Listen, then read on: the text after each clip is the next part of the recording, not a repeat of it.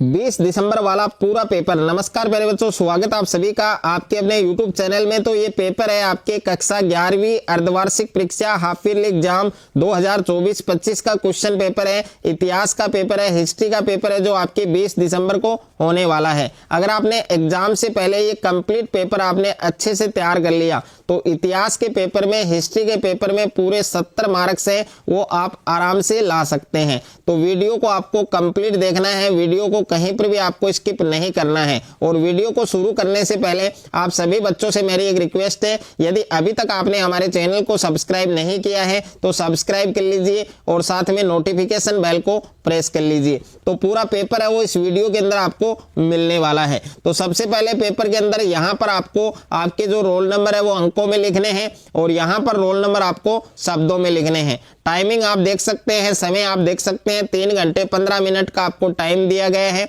और पूर्णांक है 70, यानी पूरे 70 नंबर का आपके पेपर होने वाला है। तो कक्षा 11वीं अर्धवार्षिक परीक्षा 2024-25 का एक क्वेश्चन पेपर है, इतिहास का पेपर है, हिस्ट्री का पेपर है, जो आपके 20 दिसंबर को होने वाला है। और पेपर में दोनों साइड में आप बार कोड देख सकते हैं और पेपर कोड आप देख सकते हैं 1115। और सामान्य जो निर्देश है, अनुदेश है, वो आपको दे रखे हैं कि परीक्षार्थी प्रश्न पत्र के पहले पृष्ठ पर अपना अनुक्रमांक अवश्य लिखे और प्रत्येक प्रश्न के सामने उसका अंक बार अंकित है। तो पूरा पेपर है वो इस वीडियो के अंदर आपको मिलने वाला है। सबसे पहले आप देख सकते हैं, सबसे पहले आपको वस्तुनिष्ठ प्रश्न दिए गए हैं, मल्टीपल चॉइस क्वेश्चन दिए गए हैं और टोटल 10 क्वेश्चन है आपके। प्रत्येक क्वेश्चन आपके 1 नंबर का है और जो क्वेश्चन है वो आपके दोनों मीडियम में है, इंग्लिश मीडियम में भी है और हिंदी मीडियम में भी है। तो यहाँ पर पहला प्रश्न है आपके कि मेसोपोटामिया वर्तमान में किस गणराज्य का हिस्सा है। तो इसमें 4 ऑप्शन दे रखे हैं आपके, भारत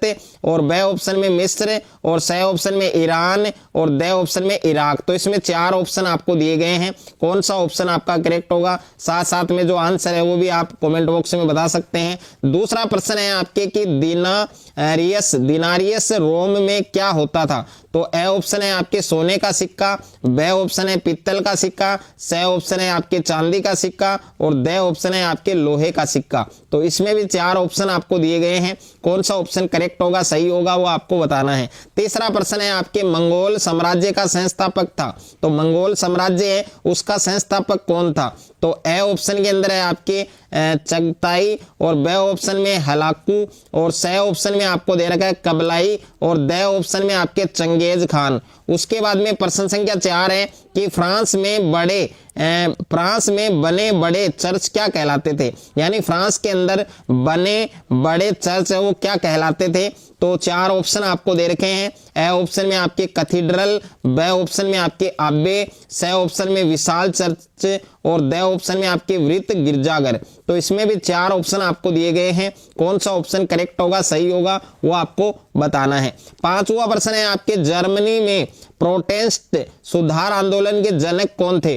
तो ए ऑप्शन के अंदर है आपके जानहस, ब ऑप्शन में आपके मैकियावेली और स ऑप्शन में मार्टिन लूथर और द ऑप्शन में आपके केपलर। तो इसमें भी 4 ऑप्शन आपको दिए गए हैं, कौन सा ऑप्शन आपका करेक्ट होगा वो आपको लिखना है। प्रश्न संख्या 6 आपके संयुक्त राज्य अमेरिका कब स्वतंत्र राष्ट्र बना, यानी संयुक्त राज्य अमेरिका है वो कब स्वतंत्र राष्ट्र बना था। तो ए ऑप्शन के अंदर आपके 1791, ब ऑप्शन में 1781, स ऑप्शन में 1681 और द ऑप्शन में 1783। तो 4 विकल्प आपको दिए गए हैं, 4 ऑप्शन आपको दिए गए हैं, कौन सा ऑप्शन आपका सही होगा वो आपको बताना है।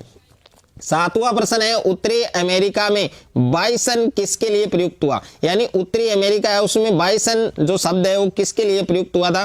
तो ए ऑप्शन के अंदर जंगली भैंसों के लिए, ब ऑप्शन आपके घोड़ों के लिए, स ऑप्शन गायों के लिए और द ऑप्शन आपके बकरी के लिए। तो इसमें भी 4 ऑप्शन दिए गए हैं, 4 विकल्प आपको दिए गए हैं, कौन सा ऑप्शन आपका करेक्ट होगा, सही होगा, वो आपको बताना है। 8वां प्रश्न है आपके दार्शनिक कार्ल मार्कस का जो संबंध है वो किस देश से है, किस कंट्री से है। तो ए ऑप्शन के अंदर भारत है, ब ऑप्शन में अमेरिका, स ऑप्शन में इटली, द ऑप्शन में आपके जर्मनी। उसके बाद में अगला प्रश्न है आपके प्रश्न संख्या 9 आपको दे रखा है कि चीन में गणतंत्र की स्थापना हुई। तो चीन में गणतंत्र की स्थापना कब हुई थी।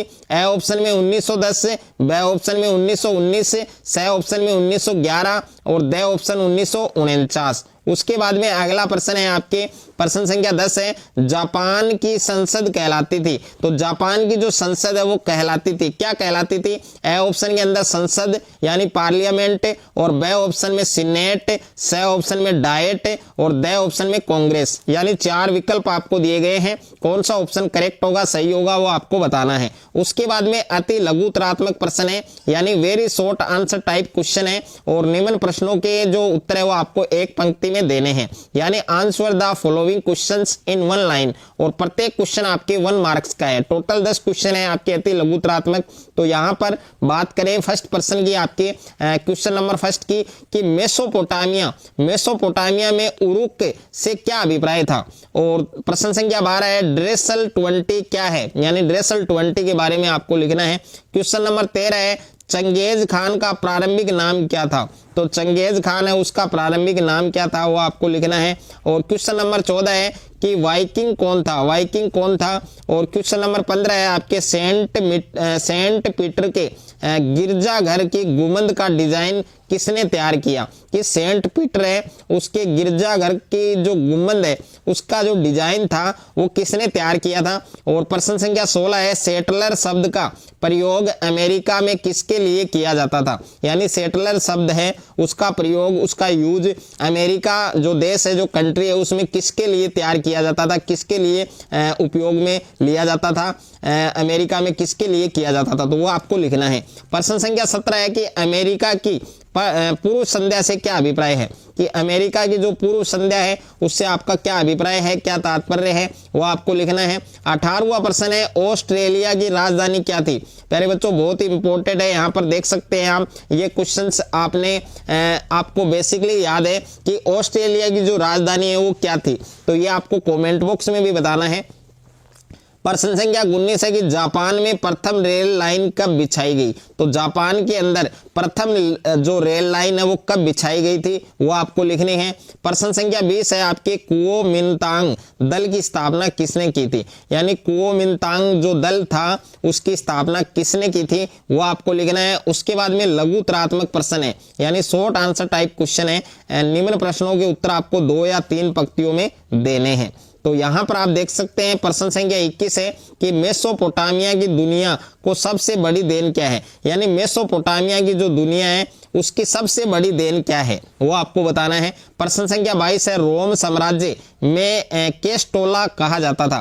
तो रोम साम्राज्य में केस्टोला कहा जाता था, यानी क्या कहलाता था, वो आपको लिखना है। क्वेश्चन नंबर 23 है, मंगोल वंश है, उस पर टिप्पणी लिखिए। तो मंगोल वंश पर आपको टिप्पणी लिखनी है। और प्रश्न संख्या 24 है कि बिशप व टिथ क्या थे, समझाइए। बिशप और टिथ है उसको समझाना है।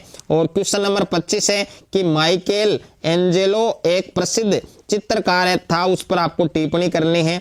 और उसके बाद में प्रश्न संख्या 26 है आपके कि अमेरिकी गृह युद्ध के क्या परिणाम हुए, कोई 2 कारण लिखिए। यानी अमेरिकी गृह युद्ध है उसके क्या परिणाम थे, क्या रिजल्ट था उसका, उसके 2 रीजन है, 2 कारण है, वो आपको बताने हैं। प्रश्न संख्या 27 है आपके यूरोपीय लोगों द्वारा नेटिव शब्द का प्रयोग किसके लिए किया जाता था। तो यूरोपीय जो लोग थे उनके द्वारा नेटिव शब्द है उसका प्रयोग वो किसके लिए किया जाता था। प्रश्न संख्या 28 है, अमेरिकियों के लिए फ्रंटियर के क्या मायने थे। और क्वेश्चन नंबर 29 है, रेड इंडियन कौन थे। तो रेड इंडियन के बारे में आपको बताना है। प्रश्न संख्या 30 है, जापान के 4 बड़े द्वीपों के नाम लिखिए। तो जापान के 4 बड़े द्वीपों के नाम आपको बताने हैं। और प्रश्न संख्या 31 है कि चीन में गणराज्य की स्थापना किसने व कब की।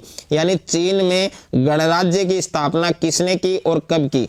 और प्रश्न संख्या 32 है, शिक्षा के आधुनिकीकरण में मेजी सरकार का जो योगदान था वो आपको बताना है, योगदान आपको लिखना है।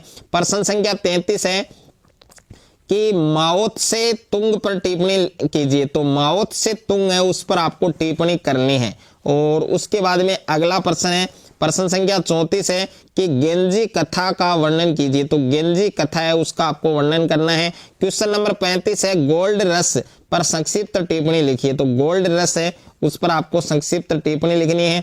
उसके बाद में दीर्घ उत्तरीय प्रश्न है आपके और लॉन्ग आंसर टाइप क्वेश्चंस हैं।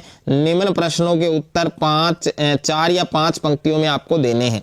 तो यहाँ पर प्रश्न संख्या 36 है मेसोपोटामिया की विशेषताओं के बारे में विस्तार से लिखिए। और प्रश्न संख्या 37 है रोमन इतिहासकार टेसियस ने दासों के प्रति व्यवहार के बारे में क्या लिखा था, इसको समझाना है। क्वेश्चन नंबर 38 है मंगोल कबीले की प्रमुख विशेषताएं क्या थी, यानी मंगोल कबीले हैं उसकी प्रमुख विशेषताएं क्या थी, तो वो आपको लिखनी है। और प्रश्न संख्या 39 है कि यूरोप में लार्डो तथा कृषकों के बीच विवाद क्यों उत्पन्न हुए, इनका आपको वर्णन करना है। और क्वेश्चन नंबर 40 है धर्म सुधार आंदोलन के क्या कारण थे, यानी धर्म सुधार आंदोलन है उसके क्या रीजन थे, क्या कारण थे, वो आपको लिखने हैं। तो पूरा पेपर है प्यारे बच्चों इतिहास का, हिस्ट्री का, वो मैंने इस वीडियो के अंदर आपको बताया है।